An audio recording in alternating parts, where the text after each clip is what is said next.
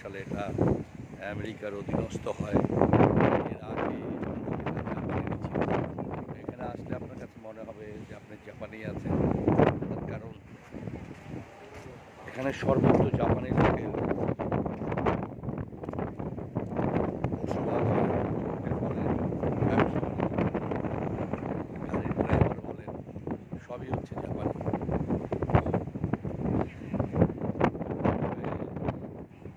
আমি ডিসকভারিতে হনুলুলু এর আগে দেখেছি।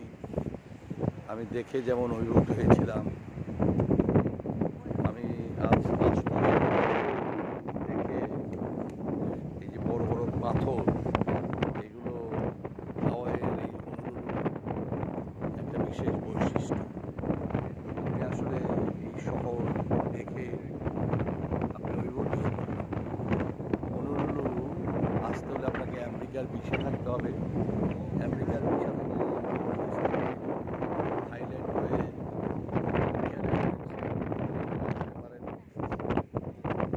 কোরিয়া থেকে এখানে আসতে প্রায় 8 ঘন্টার সময়, আর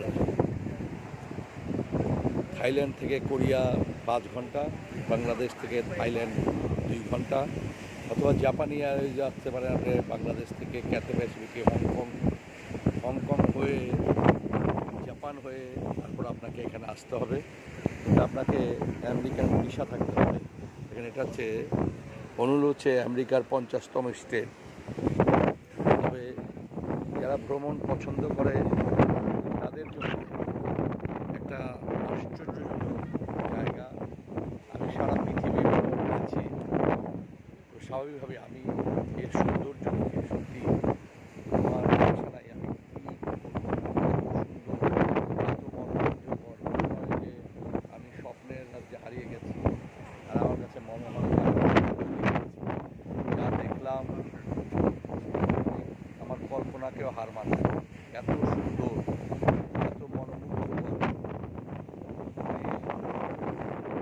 থাকে। তাহলে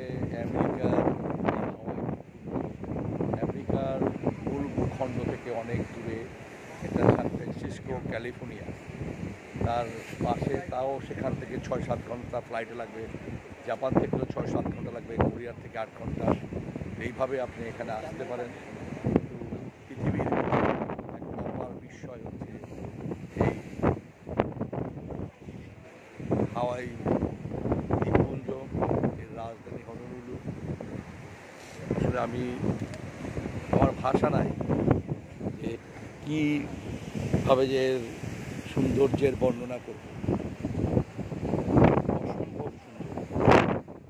ডিসকভারিতে যা দেখেছি, এই পাহাড়গুলোকে আজ বাস্তবে নিজের চোখে দেখতেছি। আসলে চোখকেও বিশ্বাস করা যায় না যে পরম করুণাময় আল্লাহ আমাকে এই সৌন্দর্য দেখালো।